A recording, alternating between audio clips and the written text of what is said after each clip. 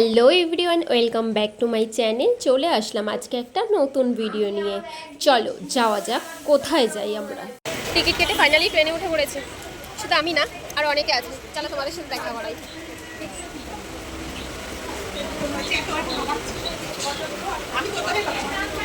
Mobile high কর।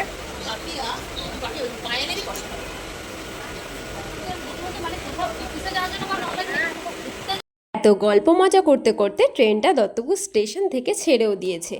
আমরা যাব মধ্যমগ্রাম। হ্যাঁ, মধ্যমগ্রাম আমরা নেমেও পড়েছি স্টেশনে। এখান থেকে আমরা এবার যাব মধ্যমগ্রাম চৌমাথায়। মধ্যমগ্রাম চৌমাথায় যাওয়ার পর কোথায় যাই সেটাই দেখার পালা। পায়েল বললো এখান থেকে রোড পার হলে নাকি ফোন ঘাটলে পুলিশ ধরে নিয়ে যাবে আমাকে, তাই ফোনও ঘাটবো, আমি ভিডিও করবো, আবার এখান থেকেও যাবো। নিতে পারছে না, তুই বলেছিস। আর সামনে যারা আছে তাদের একবার হাসি শোনো। একেই তো ভেতরটা পুরো অন্ধকার, তারপর এদের হাসি পুরো আমার ভুতুড়ে টাইপের লাগছিল। তারপর আর কি সাবওয়ে থেকে বাইরে বেরিয়ে দাঁড়ালাম। দাঁড়িয়ে তো সেই ভেতরকার কথা নিয়েই সবাই হাসাহাসি চলছে। আর এত রোদ, অটোর জন্য ওয়েট করতে করতে অবশেষে অটো পেলাম। হ্যাঁ, এবার অটোয় করে কোথায় যাচ্ছি আমি পুরোটা ভিডিও দেখতে থাকো, জানতে পারবে।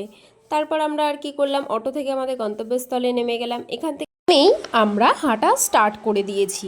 খুব একটা দূর না, 2 মিনিট হাঁটা পথ, তারপরে পৌঁছে যাব। এই দেখো বাড়ির সামনে চলেও এসেছি। আমাদের আওয়াজ পেয়েই দেখো একেবারে ওপর থেকে ক্যামেরা নিয়ে রেডি। কি দেখেই চিনতে পারছো? হ্যাঁ, অনেকেই চিনতে পেরেছো। তো ওদের বাড়িতেই চলে এসেছি। আজকে আমাদের আসার কি উদ্দেশ্য ওদের বাড়িতে সেটা তোমরা পুরো ভিডিওটা না দেখলে জানতে পারবে না। তো আমরা যখন ওপরের দিকে উঠে আসছিলাম তখন এখানে ওদের পাড়া প্রতিবেশী, বাড়ির আত্মীয় স্বজন অনেক লোকজন ছিল। আর সত্যি কথা বলতে সবাই খুবই ভালো আর খুবই দারুণ তাদের ব্যবহার। মানে এরকম মানুষজনের বাড়িতে না বারবার যেতে ইচ্ছে করে, সত্যি কথা বলতে।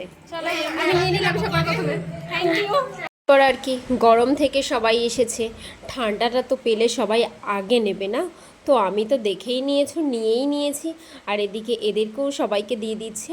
ঠান্ডাটা খেয়ে একটু মানে বলা যায় যে একটু প্রাণটায় শান্তি পাওয়া গেল।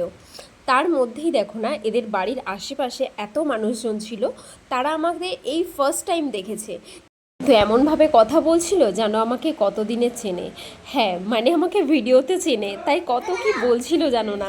বেশ ভালো লাগছিল সত্যি কথা বলতে। হ্যাঁ, সেলিব্রিটি হয়তো হতে পারিনি, কিন্তু মানুষ যখন একটা মানুষের ব্যাপারে ভালো ভালো কথা বলে না, প্রত্যেকটা মানুষেরই শুনতে ভালো লাগে।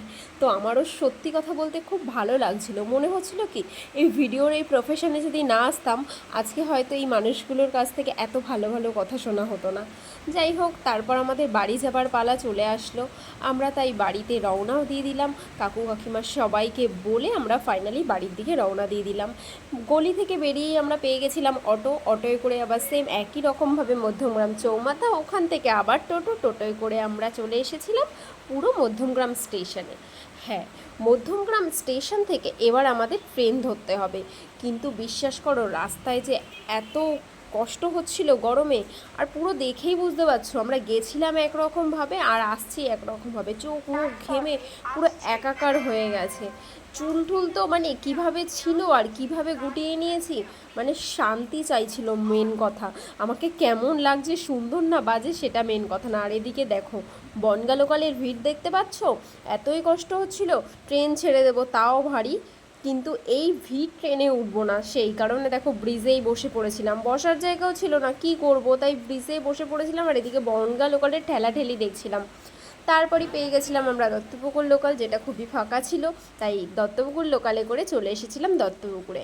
হ্যাঁ, দত্তপুকুরে নেমে পড়েছি। নেমে আমি এবার বাড়ির দিকে রওনা দেবো।